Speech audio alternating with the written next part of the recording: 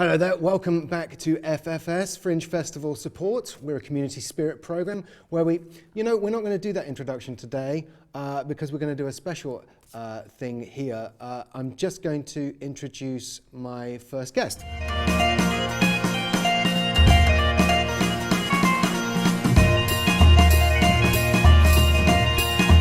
Hello and welcome to Fringe Festival Support, the live stream, which is not live.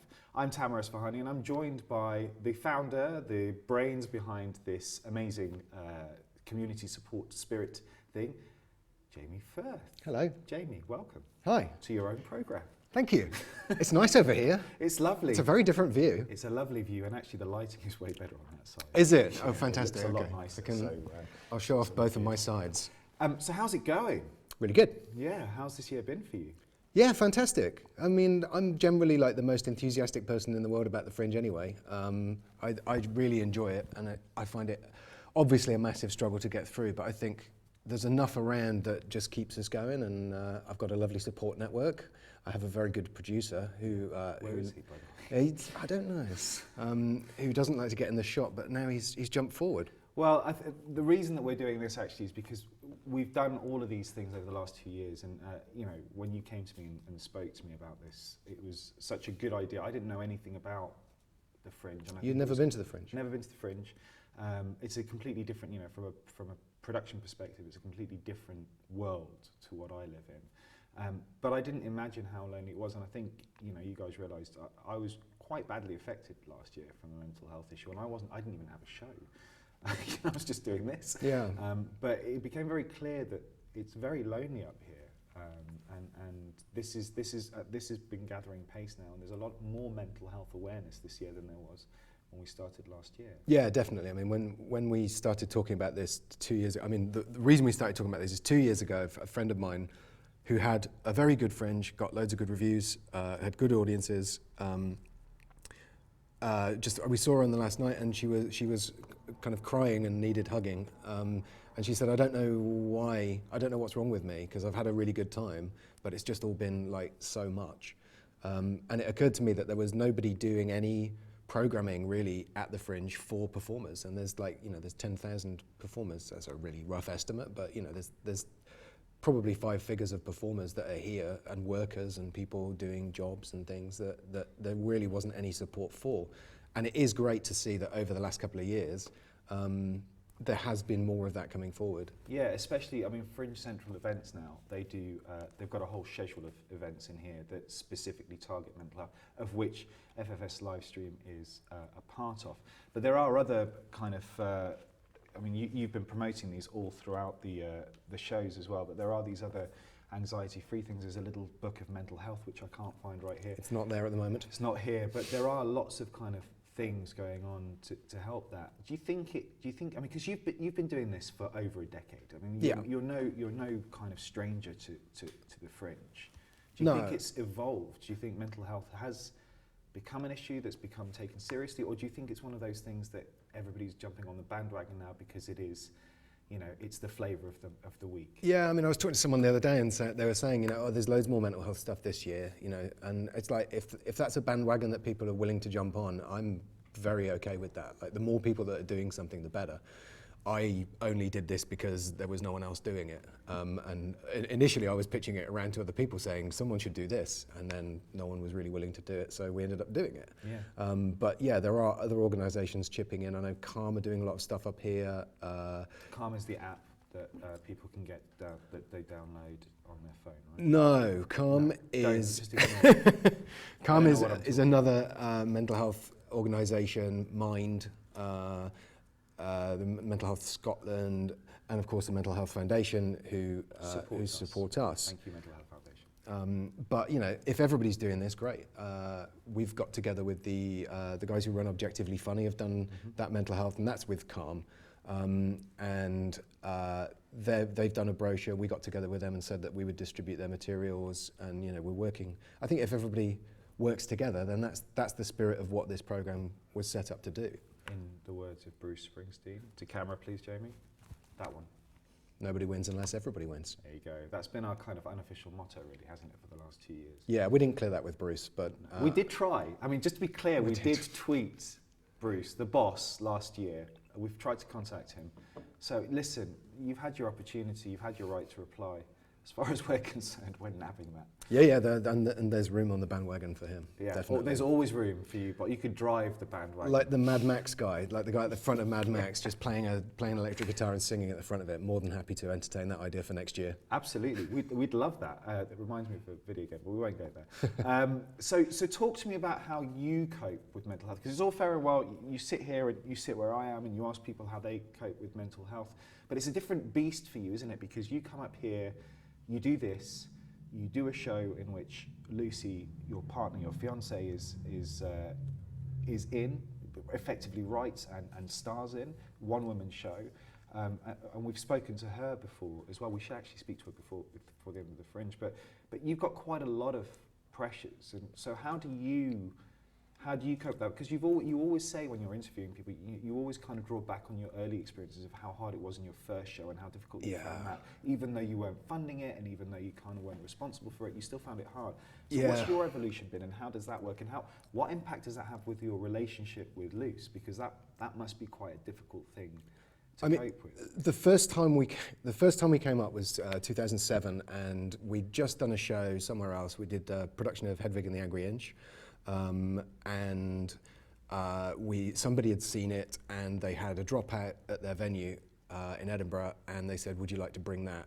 And it was like, "No, we only did that sort of fun. It was an amateur production," and then we thought, well, why not actually? Yeah, and so the venue were sort of paying for it. They were going to do some marketing for it. It was a mini run, so I think it was like 2 weeks at the end of the festival. And that was, so I was playing Hedwig in it, and I had a lovely support network. The band were made up of like a guy from work playing the drums, and my brother was on guitar, and they came up with me, and Luce was here as well, running the projections for that.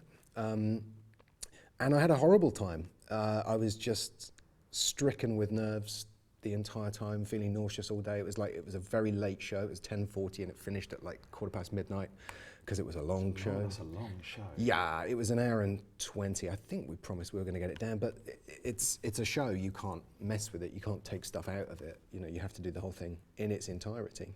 And I was just a bag of nerves all day. You know, we were doing bits and pieces of flying for it, but yeah. Luce's least favourite picture of us is somebody caught a photo of us around a pub table where we both look absolutely miserable as sin. And Luce hates that photo because we came very close to splitting up at that time, and we'd been together like 4 years, I think, at that stage, 3 or 4 years.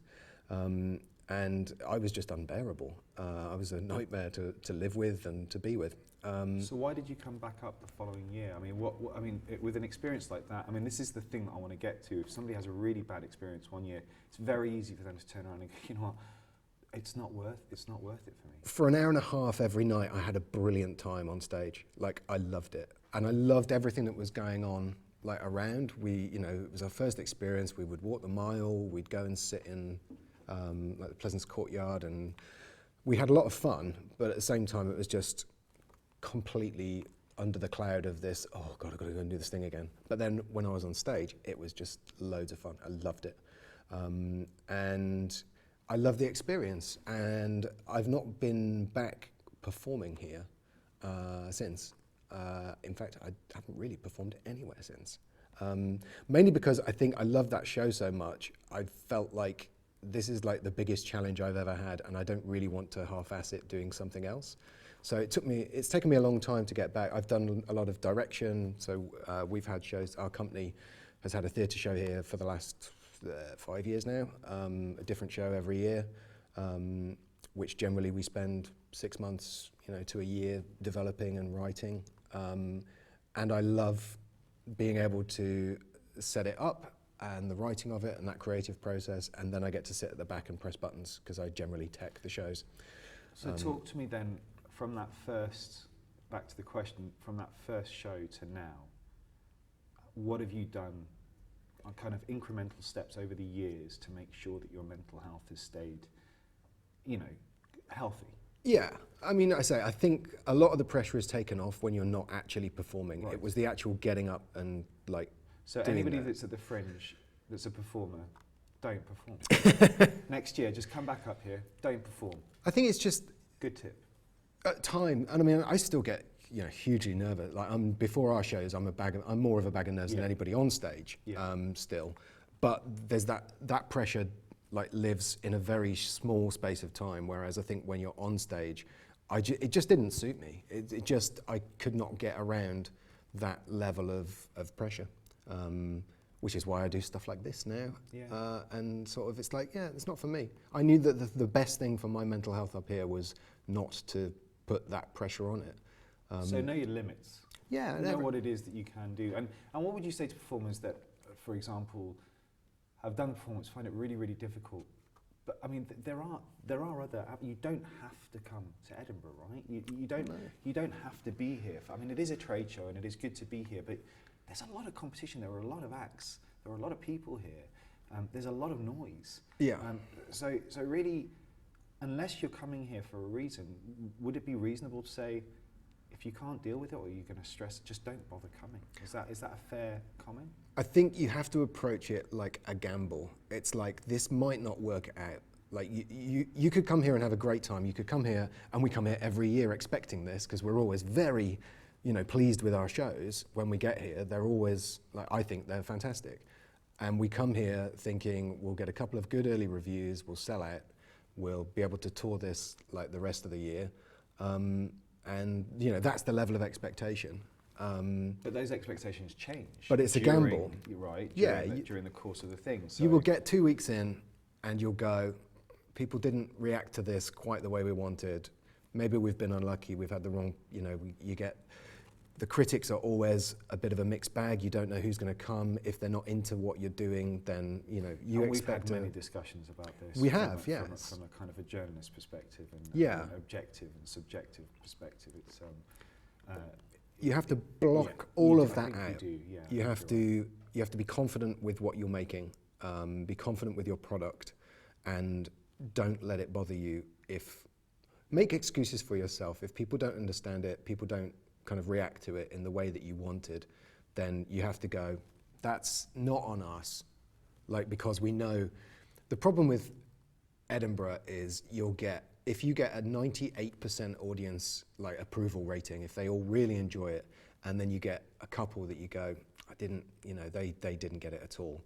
You tend to give way more importance than deserves to those 2%. Rather than the 98% that loved it. They're the ones that you sweat. They're the ones you go away and go, they hated it. And I think it's important to remember that a lot of the times when there are people, you're much more likely to write something negative about something than you are to write something positive. So if you have an audience of 25 people, for example, and one person writes something bad, that doesn't mean that they represent those other 24 people. It's very likely that those 24 other people loved it, but it's a weird thing. You can love something and not say anything about it, but the moment you just have the slightest annoyance with something, it doesn't even have to be a big thing, you're willing to go out and shout about how pissed off you are with it. And I think that's something that I think when you're in this bubble, people forget that the negative stuff is always the first stuff to come out. It's very rare and this is news agendas, it's this is why news agendas are always telling us bad stories, because they invoke reaction. And I think it's important for people to remember that. I think it's interesting because I've done a lot of different roles here, one of which was reviewing. I reviewed here for 2 years doing reviews of shows. And you can check the interview with Tony Law about that, in which Jamie did the interview. And I didn't actually reveal it in that interview. Oh, did you not? No, because Tony came out and said that it all went wrong for him when he started getting successful, and the thing that I was holding back was the fact that I gave him a 5-star review that year that was absolutely glowing, and I feel like partly responsible. But when I was reviewing, I think that there is a pressure to, I understood from a creator's point of view how that works. I think if people haven't had that experience, they forget that the human element of it, what they're writing, that person may read, may fixate upon, and may crush people. Yeah. I tended to do reviews that were fairly sort of in the middle. I either loved something and wrote glowingly about it, or I did usually like a 3-star. This wasn't for me, but maybe but I appreciate this wasn't really intended for me. If I really hated it, I tried to find something nice to say about it. I would only ever trash something if it was clearly unfit for purpose. Like, nobody will enjoy this because it's ropey and the technical doesn't work, or it's a comedy and it's just not funny. Again, that's objective. Yeah.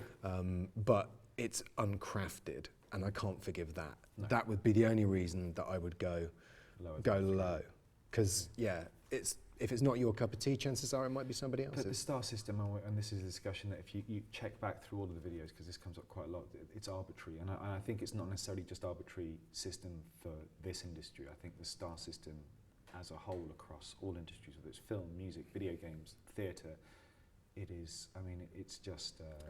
it's a relatively new thing. It shouldn't exist. We took a decision a couple of years ago that, right, from next year, we're not going to include stars on our stuff. We'll do pull quotes, we'll quote people, but we'll also kind of quote people from Twitter or audience reviews. But the stars, it's ridiculous. Because in terms of marketing, everybody's got 4 or 5 stars because you don't see, no one puts their 1-star reviews on their materials. And it's not just that. I think the other thing is that if you're going to have a star system, you need to have, it's like, and we were talking about this the other day, it needs to be like a hotel star system in which you get a star for specific things. So good tech, good performance, good script, good execution, good interaction, whatever it is, so that everybody knows that star system is related to a certain thing or a certain elements within. You've ticked those boxes, as it were. But at the moment, a 3-star and a 5-star and a 1-star and a 2-star, they're all... The trouble with the star system is it tries to quantify something that is unquantifiable. Yeah. Like, just write it. Yeah. If you don't like the tech, don't knock a star off. Yeah. Write in the crit, I really enjoyed the show, but it failed for me on these things. But to put an arbitrary number on it, and we've had shows that have had the full rainbow of 1-star to 5-star, and I think I've mentioned this on the show a million times, but 2 of those were from the same performance. Two people sat in the same room, like 2 seats away from each other, and wrote entirely different reviews. And again, I forget what was in the really good one. Yeah. I remember exactly what was in the bad one. Of course. that's how it works, and that comes us back to our point. So talk to us a little bit then about how you've been dealing with the Fringe. How you've been dealing. What do you do to get away from the bubble? Because you've got quite a full-on day. You and Luce get up, come here, we do the live stream, and then you guys go off and do your show, whether that's immediately after this or later in the evening or whatever. How do you stay grounded? I think routine is very important. I think this year we've had the show in the morning, and then we go do our theatre show, and we're done at 2:00, and we can organise our day accordingly. And you can do that like 6 months out. You can see, okay, this is how we're going to plan Edinburgh. Last year we had a show in the early evening, which meant that we were doing this in the morning, and then there was a sort of awkward 3 hours where you weren't quite sure what to do with, and then the show, and then you kind of, okay, we can eat, and then it's bedtime. I think we're not in the holiday camp sort of thing. We don't party at all, really. We're very boring. We take it very seriously.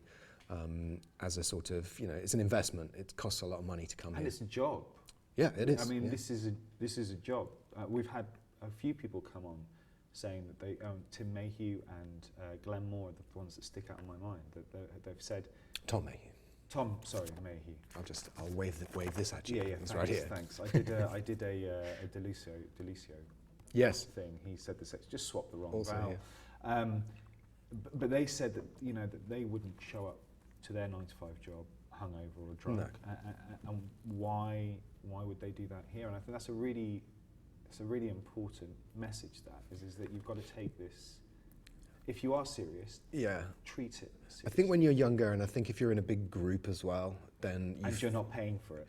Yeah, you tend to get swept along with what everybody else is doing, and there's so many different groups that you know up here. You get swept along one night and you're like, okay, I'll have a night out tonight, and then the following day somebody else is going out and you're like, okay, I can do 2, and then before you know it, it's like, oh my God, I've been doing that for 3 weeks, and I've absolutely burnt myself out. But I think that element of planning pre-Edinburgh, like here's how we're going to approach this year. We always get a nice flat. It costs a lot, but we get a nice flat because you need that. I think you need that base. I know I'm only comfortable if I have that base, like where we can be quiet if we want. Especially if it's not somewhere that you're just going to sleep. Yeah. So, and that's back to your point of, you know, we're quite boring. We don't go out. I think if you just need somewhere to crash, it's a very different experience, right? But if you need to unwind and feel at home. Yeah, I think it's important to have other people around, to stay with other people, but not too many people. Like that first time we came up, we had, I think it was like a 5-bedroom flat, and we had two people in one room and a couple of other people in another room, and then people staying in like the cupboard. Yeah. I mean, Harry Potter. We're like 12 years on from that now, so I'm pretty sure the landlord won't find out that we had people like sleeping in a cupboard. But yeah, we weren't subletting, I promise. They just stayed over. Sometimes we get an even bigger flat than we need because you're going to get people, oh, you're in Edinburgh, oh, can I come and crash? It's like, yes, I don't want to say no to you because, you know, it's great to have your friends up for a weekend, but then it's like, oh, it's getting a bit busy in here and I need a little space to go and chill out and be quiet. And food is also really important. Yeah. Hydration is really important. Well, we've been very good on that. We've been doing the big shop every Absolutely. week. Yes, we have. Making sure that there's stuff in the fridge before you go out. Making sure that there's like food in the whole time, so that you're not like, oh, there's nothing at home, and that means you're eating out a lot, or you're spending like ludicrous amounts of money. People don't realise that these little meals, a £5 here and a £5 there, they all add up. And if you add up 3 days worth of takeaways, that's a full shop. Yeah. You can get yourself some good veg, you know, you can get yourself some good stuff that you can even chuck in the oven that would be better for you. It's not difficult.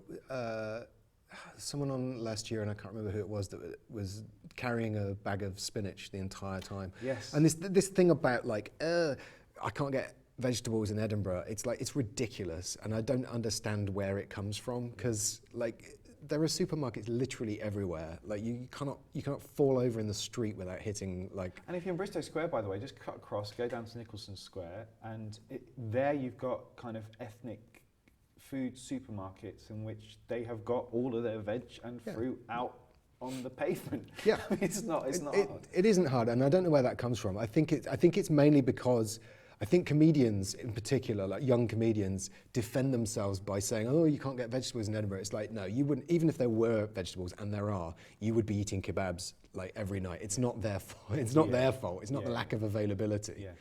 This isn't a sort of crazy country.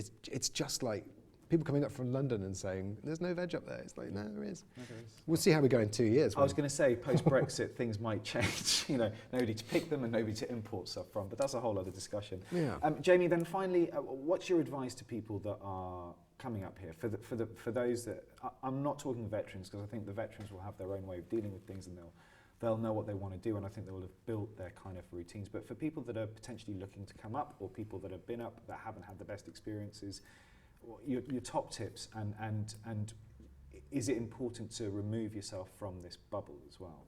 Yes, absolutely. I mean, yeah. Where to go? Like, I mean, where would you go? I mean, that's my target audience for this show. Like, this isn't for experienced performers. They know what they're doing already. That's why we have all of these experienced performers on to tell us, because everybody's slightly different. Everybody has slightly different hints and tips.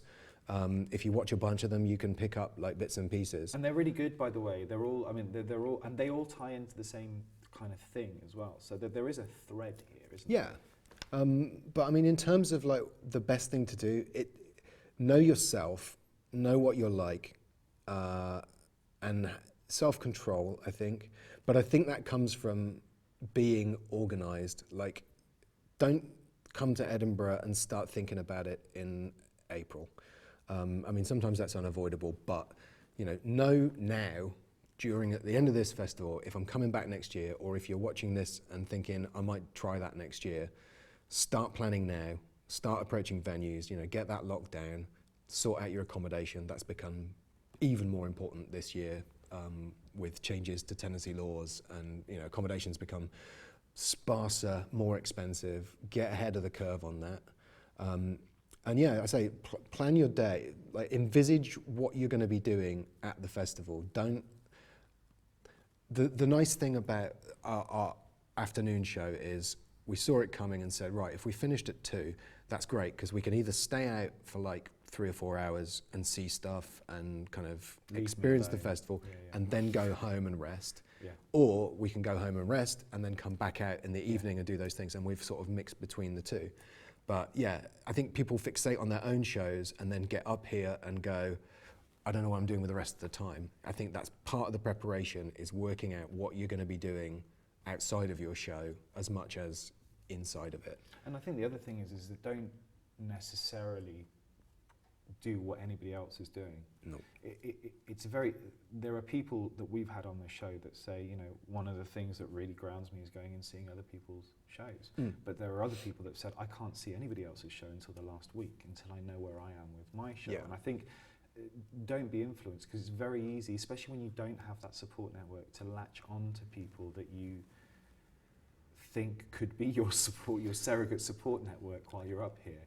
And it's difficult to say for people who haven't been here before to know yourself and know how you work as a person and what you're likely to want to do. It's difficult. Once you've done it once, you're like, okay, I don't do that again. Yeah. You learn from those experiences. Yeah, don't be afraid to make mistakes, and don't be afraid to just crash out. Take it easy. I know we've said this a lot, that it's a marathon and not a sprint. It is a long festival with a lot of pressure. And it's easy to lose yourself when you're here and kind of get caught up in the tide and feel like I need to see everything and I need to stay out until like 5 a.m. every day, otherwise I'm like not getting the most out of it. You're going to be a husk of a person by like a week in. So yeah, plan your day. If you're anything like me, I've got a spreadsheet going by like February, and it's got the time of days, and I start planning in, right, here's where I can see that, and here's where I can do that, and I'm making sure that, right, I'm blanking out time there. My day off, I'm not going to see any shows. I'm going to go to Arthur's Seat, or I'm going to go to Portobello, or I'm going to, just stay in bed all day, whatever I want to do. Or I'm not going to see shows when I'm doing my show, and on my day off, I'm going to see as much as I possibly can, but have it planned. Like a very boring person. Well, I think you have to, right? I think there's no other way. I mean, I'm in my 40s now. It's not the same experience as it was when I started coming up, where I felt those pressures. So it's easy for me to say, get yourself a nice house and get yourself a nice support network and friends. And the whole thing evolves anyway. I mean, and you have to be willing to evolve with the Fringe. You can't just. And I think that's part.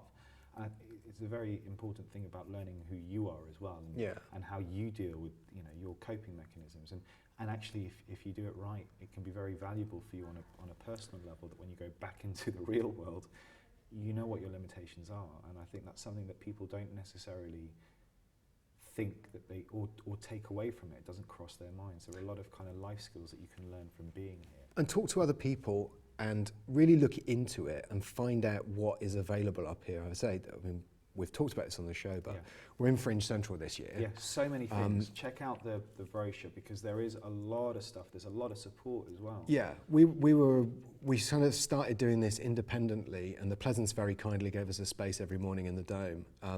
But what we found last year, which I had no idea about from my previous 12 years at the festival, was every time we said, what do we need? Like, if you need something, where can you go and find it? It's all at Fringe Central. There's so much available that I didn't know about. So really look into it. Engage in that. They do year round. They do. And just as a point on note on that, you're not paying any extra for those services. Nope. All of those services are included with the price that you pay to be listed in the program. Yeah. So it's not like you have to pay a premium to access these services. No. These services come inclusive with your registration. So read it. Don't just sign up for it just because it's there. Actually, it actually helps to read it, and it's everything from media support or getting workshops or you know, guillotines or printing services or internet, or just somewhere to crack. If you are feeling a little lonely, just a beanbag to sleep on, or, you know, all of these services are here in Appleton Tower. So make sure you do read this. Sorry, I just wanted to pitch that. It's absolutely the number one tip. Like I said, we've said it so many times that it feels like we're plugging it unnecessarily, but it really is like an invaluable resource. And yeah, that money for years, it's like 300 and whatever the registration fee was, it's like that's what I paid to get in the program. Yeah. That's what I have to pay to get in there. And I never knew that all of those things were available outside of that. Brilliant. Jamie, thank you very much for your time. Thank you for bearing with this hairy face. And Jamie will be back again in the next video with more guests. Don't forget, stay hydrated. Don't forget, stay grounded. And don't forget, sleep and eat well, for God's sake.